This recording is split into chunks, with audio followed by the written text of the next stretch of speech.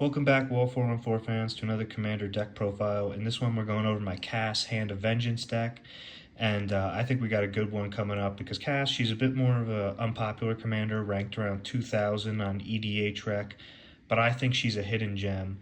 The new Final Fantasy set gave her a critical mass of support to be able to helm an effective Boros equipment deck, and I know what you're thinking, Boros equipment.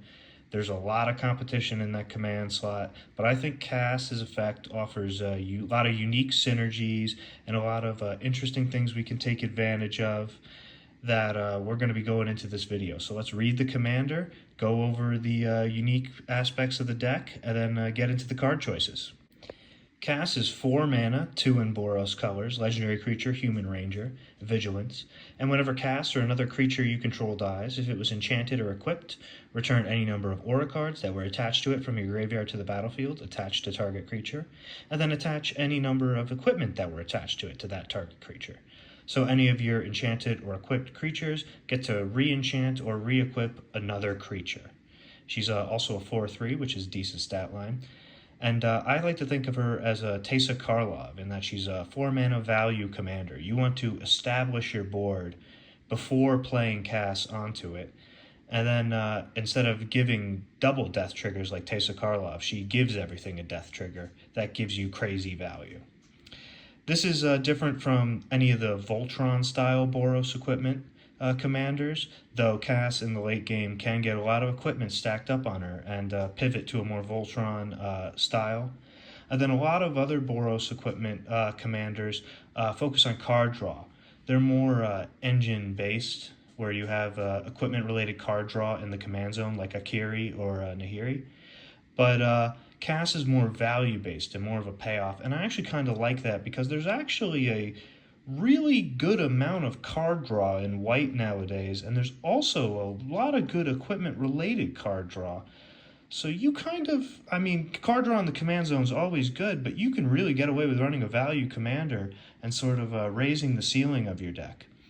But where Cass really shines, and why the Final Fantasy set really helped her out, is that she synergizes especially well with the Living Weapon, 4 Mirrodin, and job select cards, the job select cards being new. These cards come into the battlefield attached to a token, circumventing the equip cost completely, and then Cass, when they leave the battlefield, re-equips them to another creature, once again circumventing the equip cost. And one of the biggest hurdles for equip decks is that huge equip cost. You have to pay so much mana to constantly equip your stuff, but Cass completely gets around it. It's very effective. Then you have a lot of interesting synergies with removal, with board wipes, with lands for value, and with protection that can take advantage of the fact that Cass re-equips to give you insane value. So I really like Cass as a commander, so now let's go through all the card choices. First, we're going to go over all the living weapon type equipment in the deck, as it's sort of the backbone of our deck. It's our main creature base, and there's a lot of good ones. There are some not so good ones, but I've carefully determined which ones are the best, so don't you worry. And our 1-drop is a Mandibular Kite for 1 white, and it's a 0/0 token that gets +1/+1 in flying. And I like this one because flying is very good keyword to keep reattaching with Cass, and then the 1 mana really helps fill out curve. And then Core Steel Cutter, it's not banned for us in Commander, and it's very good.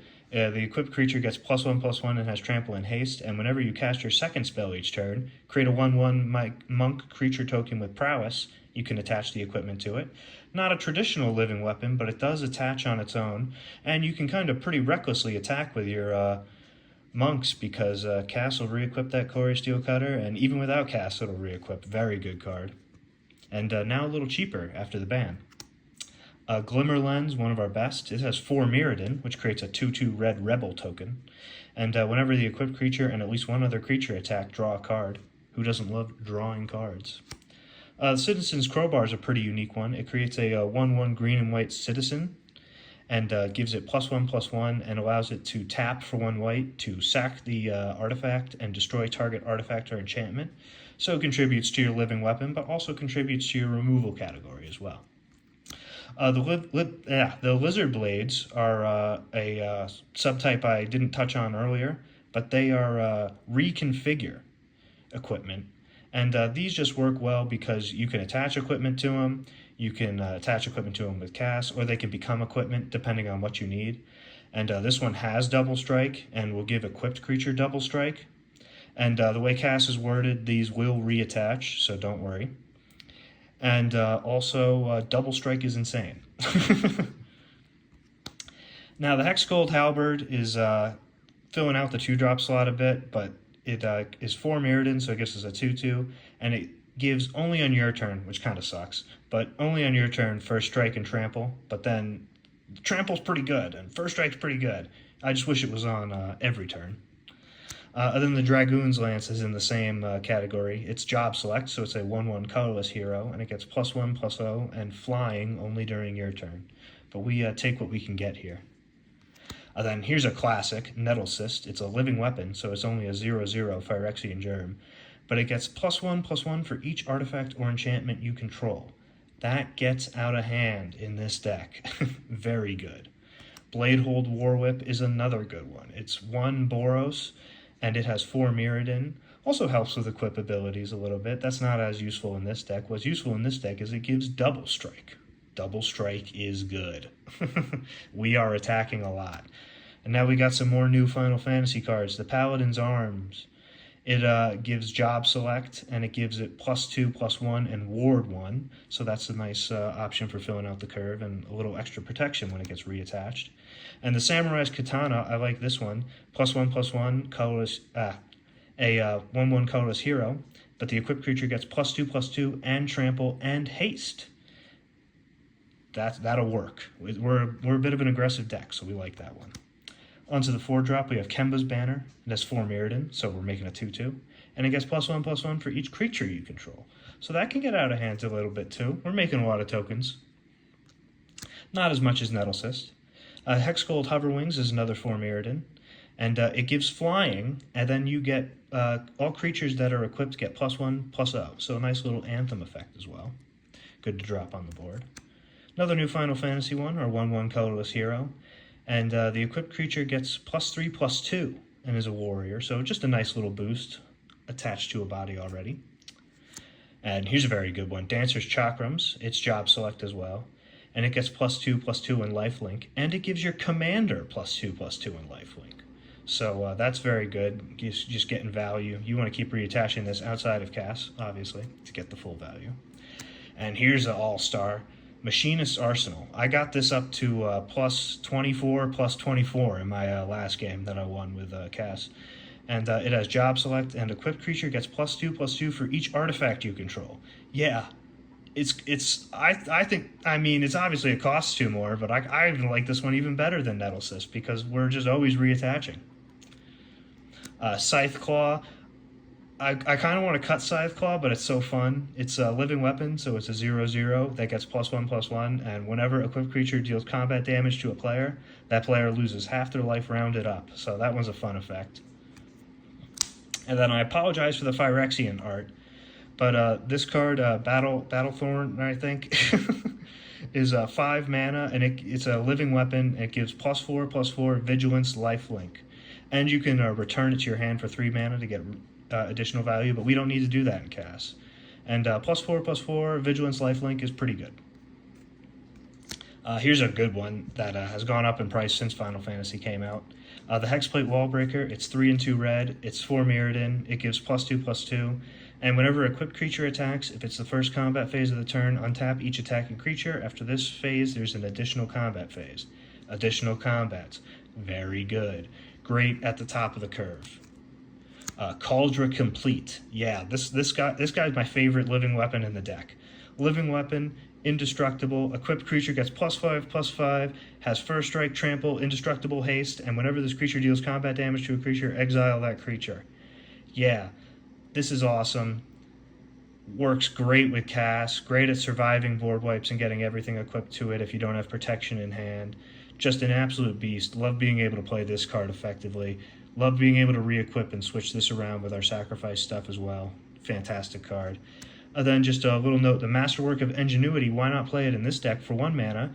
You may have Masterwork of Ingenuity enter the battlefield as a copy of any equipment on the battlefield. When you're playing 7 mana equipment like Cauldron Complete, the Masterwork of Ingenuity is a no-brainer. Now we're going to the equipment-based draw. I promised there's a lot of it, and I promised that there is enough of it to incentivize you not to need draw in the command zone. So let's see what you guys think. First one, Skull Clamp. Can't argue with that not being insane in this deck. Whenever equipped creature dies, draw 2 cards, and cast lets you re-equip it. You can chain Skull Clamp equips, draw tons of cards. Oh my goodness. The Pure Steel Paladin for 2 white. Whenever an equipment enters the battlefield under your control, you may draw a card. That's not once per turn. That's really good in this deck. You saw how much equipment we're running, and we're running a little bit more. Later in the video, you'll see. And it also gives equipment you control equip 0 as long as you control 3 or more artifacts. And that's actually kind of just a nice bonus in this deck. It's really nice not to be dependent upon it. SRAM, Senior Edificer. Whenever you cast an aura, equipment, or vehicle spell, draw a card. Again, not once per turn. Very good. Stonehaven Outfitter. Equipped creatures you control get +1/+1. Whenever an equipped creature you control dies, draw a card. Yeah, when this and cast are on the same field, people aren't going to want to kill your equipped creatures that are attacking. You're going to draw a card, you're going to re-equip. It's a lot of value. Idol of Oblivion. Yeah, we're making lots of tokens too, so we get to take advantage of all the token synergy. You can tap it to draw a card whenever you make a token this turn. Well, we're making tokens every time we summon a living weapon. Jor Kadeen, first Gold Warden, is Boros colors. He fills our 2-drop slot in nicely. He has Trample, and whenever he attacks, he gets +X/+X until end of turn, where X is the number of equipped creatures you control. Then if Jor Kadeen's power is 4 or greater, draw a card. What I really like about this guy's card draw is that he doesn't actually need to be equipped. He just needs to have equipped creatures on the field. Of course, he's a great target for being equipped if Cass is on the field, but we don't necessarily need to do it, so he really works well with our living weapon strategy. Relic Seeker is a fun 2-drop. He has Renowned 1, so when he deals combat damage, he gets a +1/+1 counter to a player. And when he becomes Renowned, you get to search your library for an equipment card, and we're running a lot of good equipment, and so he just acts as card draw, and he's a pretty fair tutor. Because people can just always block him, and he's a creature. So I like including him as a nice 2-drop because we want to get the board going early, and we want to get equipment going early. Armory Paladin in a nice Fallout border as well. It's 1 in Boros, and it has Trample, and whenever you cast an aura or equipment spell, exile the top card of your library. You may play that card until your next turn. Notice that's not once per turn, but also notice you have to cast it. The other ones are just enters. But still insane, still tons of value. We love that card draw. Here's Akiri, one of the competitors for the Boros Equipment Commander slot. Whenever you attack a player with 1 or more equipped creatures, draw a card. Obviously great card draw. Then for white, you may unattach an equipment from a creature you control. If you do, tap that creature and it gains indestructible until end of turn. Doesn't precisely synergize with our deck, but a little bit of extra protection on top of that card draw is always good. It's a 3-mana 3/3. We love Akiri. The Welcoming Vampire. White's card draw is not too bad. 2 in white for a 2/3 with flying. We like equipping stuff to flying creatures. And whenever 1 or more creatures with power 2 or less enters the battlefield, like all of our tokens, for example, you draw a card once per turn. Very nice. Tokasha's Welcome. 2 in a white. Enchantment. Whenever one or more creatures with mana value 3 or less, like any of our tokens, for example, or any of those preceding draw creatures as well, enters the battlefield, draw a card once per turn. Nice value. Mentor of the Meek, 2 in a white, 2/2. Whenever another creature with power 2 or less, I'll say it again, like the tokens mentioned earlier, enter the battlefield under your control, you may pay 1 to draw a card. Very nice. And then Naali, Sun's Vanguard. I took this out of my Caesar deck, put it in here, because I loved it so much. 2 and Boros for a 3/3. Attacking tokens you control have Double Strike. All of our cards that are attacking are tokens. We love Double Strike as well. And then whenever 1 or more tokens you control attack a player, exile the top card of your library. During any turn you attacked with a token, you may play that card. So yeah, we're attacking with tokens like every single turn. So that card's going to be playable. It's even playable if they kill Naali. Fun little ruling there. And now this card, I apologize for this one because when I bought it, it was like $5-ish bucks. It's like now 15 because all the equipment people love it so much. But Yeah, so just replace it with your next favorite white card draw. I'd have to look through for that, but I love this card, so if you have it, include it. Nahiri Forged in Fury, 4 in Boros for a Core Artificer, and it has affinity for equipment, and you know we're playing a lot of equipment. And whenever an equipped creature you control attacks, exile the top card of your library. You may play that card this turn. You may cast equipment spells this way without paying their mana costs. So yeah, this thing will get out of control quick. You set up your board, you throw it down there, you're drawing a bunch, you're ramping a bunch because you get free equipment, and that equipment comes in attached to tokens. I love drawing Nahiri. So sorry for this one being pricey, but I love it so much, and I got a deal on it because I was a cast fan from day one. All right, now we're going to go to a different category, the supporters. These guys are just general equipment support that I think is just good enough to include. There's lots of great Boros equipment support. Rayav Mastersmith is for Boros mana, a legendary dwarf artificer. Whenever a creature you control that's enchanted or equipped attacks, that creature gains double strike until end of turn. And he's a 2/2? Yeah. I told you we love double strike. Here's another one of my favorites that's gone up in price a little bit. I got it just because I like Fallout. Inventory Management. For Boros mana, it's an instant with split second, which we love. And for each aura and equipment you control, you may attach it to a creature you control. Yeah, that's a fantastic combat trick. I've killed someone by stacking equipment on cast and doing commander damage, and they can't respond to it because of a split second. It's a great little instant. Here's a fantastic new card from Final Fantasy, Furion Wild Rose Warrior for 2 and a red. Equipped creatures you control have haste. That's insane. As if that wasn't enough, whenever a non-token equipment you control enters, create a token that's a copy of it, except it has this equipment's equip abilities, cost 2 less to activate. Sacrifice that token at the beginning of the next upkeep. So yeah, you get to keep the token on our 4 Mirrodin job select guys, but 2, I mean, you're just doubling up value on all your equipments. This guy's insane. I love this guy. He's insane. Here we got a great Fallout card, also insane. Grim Reaper's Sprint, 4 and a red, enchantment Aura, combos with cast, and costs 3 less if a creature died this turn. You enchant the creature, and then when Grim Reaper's Sprint enters the battlefield, untap each creature you control. If it's your main phase, there's an additional combat phase after this phase. Enchanted creature gets +2/+2 and has haste. So yeah, really good with cast because you can reattach this to new things, and when it gets reattached, if you read cast, it returns it to the battlefield, so you get another extra combat. Let's say you go through your combat phase, something dies, you Grim Reaper sprint, you go through another combat phase, and then in the main phase after that, you go and you fling the guy equipped with Grim Reaper Sprint. It goes to the graveyard, comes back, and you get a third combat phase. So yeah, Grim Reaper Sprint really works well. Fantastic aura.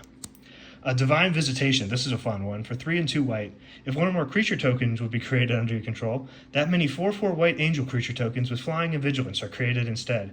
Yeah, no more 0/0 Phyrexian germs for us. Yeah, 4/4 angels with flying and vigilance. Yeah, this is a good combo as well. Another guy I really like, Godo Bandit Warlord. When Godo Bandit Warlord enters the battlefield, you may search your library for an equipment card and put it on the battlefield and shuffle. He is 6 mana, but we're running a 7 mana equipment, so we're getting insane value and tempo off of bringing him in. And as if that weren't enough, when Godo attacks for the first time each turn, untap it and all samurai you control. After this phase, there's an additional combat phase. You'll also notice that Cass has vigilance, and there's been a few guys that have vigilance in here, so they'll stay untapped and can contribute to that second combat phase as well. So great little support. Next, we're going to go over removal, and we're going to start off with Fling, which I've brought up earlier because I'm so excited for it. Fling, 1 and a red, instant. As an additional cost to cast Fling, sacrifice a creature. Flings deals damage equal to sacrifice creature's power to target creature or player. So, we love burn damage because we're an aggressive deck. We love being able to hit players. We love also being able to hit creatures. And we love getting extra value sacrificing our creatures. We love freely moving equipment. Oh my god, I love Fling. And they printed another one. Self-Destruct. It's from the Final Fantasy set. And 1 and a red, instant. Target creature you control deals X damage to any other target and X damage to itself, where X is its power. So it'll obviously kill itself, unless you can also prevent that for some extra synergy. But even then, we still love it, so just another extra fling. Fantastic removal. I love it much better than Swords to Plowshares in this deck. Cathar Commando, I like this one. It's 1 and a white for a 3/1. It has flash, and it has 1 sacrifice this creature, destroy target artifact or enchantment. This is just a pretty good staple, but we actually don't mind sacrificing a creature because what if it's equipped? Then we can re-equip. So it's sort of you're not usually equipping this, but you can, and I kind of like that synergy, and it's quality removal even without that, so very good. Then here's our board wipe tech.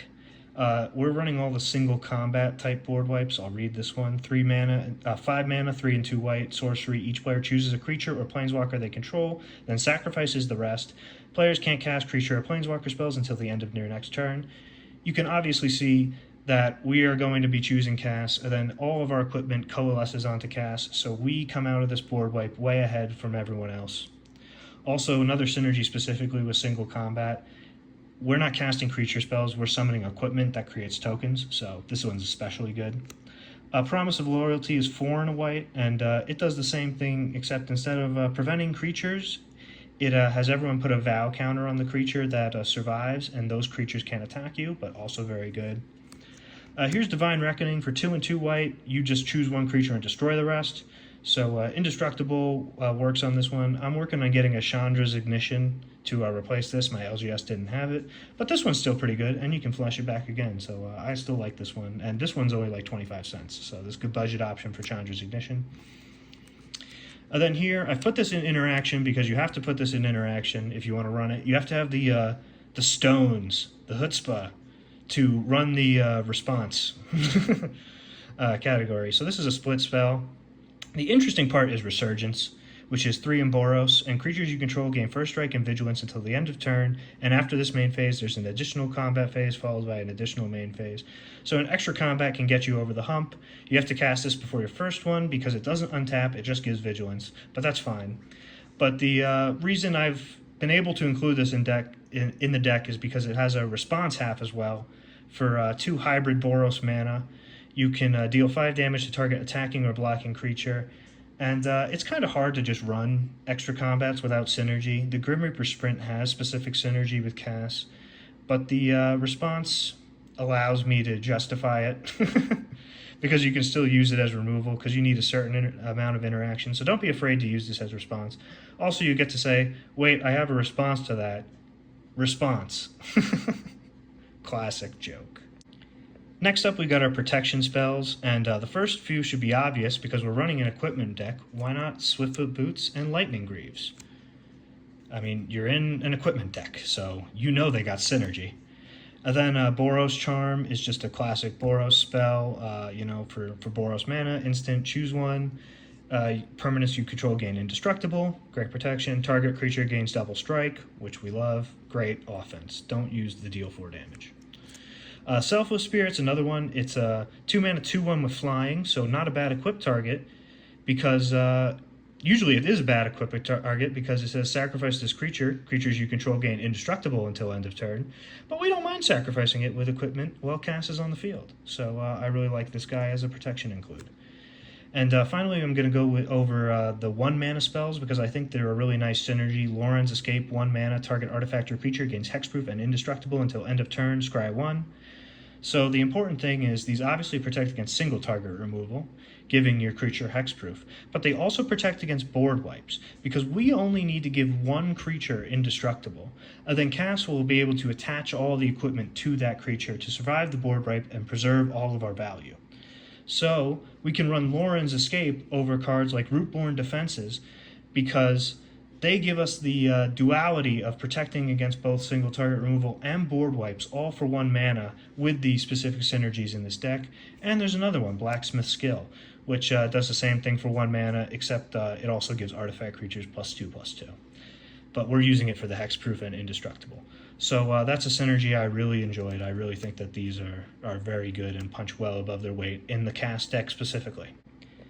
Next, we're going over ramp spells. This one should be easy. Soul Ring and Arcane Signet, obviously. Talisman of Conviction and Boros Signet for helping with our colors. And now we go with the more on-theme ramp. Sid Free Flyer Pilot is a 1 in white legendary creature, and he gives equipment and vehicle spells 1 less to cast, so that's good ramp. Also, during your turn, he has flying, so he's a good target to equip things to. And for 2, when tapping him, you can return target equipment or vehicle card from your graveyard to your hand, so he's good as recursion in the late game. And he's a 2/2, works with all of our draw as well. Fantastic new card from Final Fantasy, really love him as on-theme ramp. Then we have Danitha Capuchin Paragon. She's 2 and a white, is 2/2 with First Strike, Vigilance, and Lifelink, so tons of keywords. We love equipping her. And aura and equipment spells you cast cost 1 less to cast, great ramp as well. Now, these two are a little pricey. I was able to get deals on them because I was sniping them and also a Fallout fan. But you can just replace these with like Mind Stone or Felwar Stone if you don't have the money, but I actually really like them. First one is Pip-Boy 3000. It's an equipment for 1 mana, and whenever an equipped creature attacks, choose one, sort inventory, draw and discard, pick a perk, put a +1/+1 counter on it, and the best one, check map, untap 2 target lands. So it's equipped 2, you equip it to something, you attack, you untap the 2 lands you spent to equip, so it's basically a free equip, which works well with our deck based on free equips. And it gives you great ramp repeatedly over turns, just 2 extra mana every turn of any color you have access to in your land base is really good. Can also untap utility lands as well. And then if you don't even need that, you can just draw and discard. That's always useful.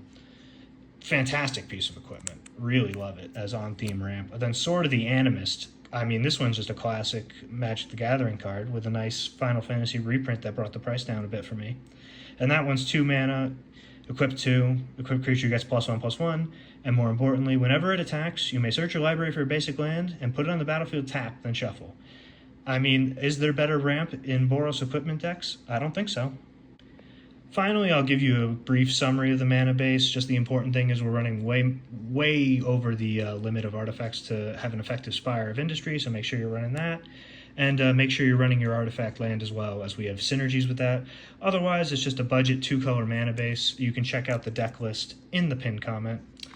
And now we'll go over the utility lands. I mentioned it earlier, Fountain Port comes in and taps for colorless, but most importantly, for 2 mana, you can tap it to sacrifice a token and draw a card. Obviously, we're making lots of tokens, and obviously we don't mind sacrificing them. And drawing cards is always nice, especially from our land slot, so I really like Fountain Port. Rogue's Passage, I mean, we're an aggressive deck. What aggressive deck doesn't like Rogue's Passage? Slayer's Stronghold, we're an aggressive Boros deck. What aggressive Boros deck doesn't like a nice Slayer's Stronghold? Here's a good one, Kazul's Fury. It's an MDFC, so it comes in tapped for red, but it also is Fling for 1 extra mana, and I extol the virtues of Fling, so I love having Fling as an option in my land slot. And here's Legion Leadership. We're running a couple tapped red-white lands. So this is a tapped red-white on the other side, so really no cost to running it. And it's an instant until end of turn, double target creature's power, and it gains first strike. Nice combat trick for a deck that does a lot of combat. And then finally we got the Axe Guard Armory. It enters tapped and taps for white. And for 1, 2 red and white, you can sacrifice it to search for an aura and equipment. So 5 mana search 2 in an aura equipment deck is pretty good, especially out of our land slot, especially when it comes in and taps for colors. So there we go. Those are the utility lands. And here's the cast deck. And if you have any questions, feel free to leave a comment. I'll be working on the next Fallout New Vegas Commander deck. And I'm in the lab. Let this guy cook.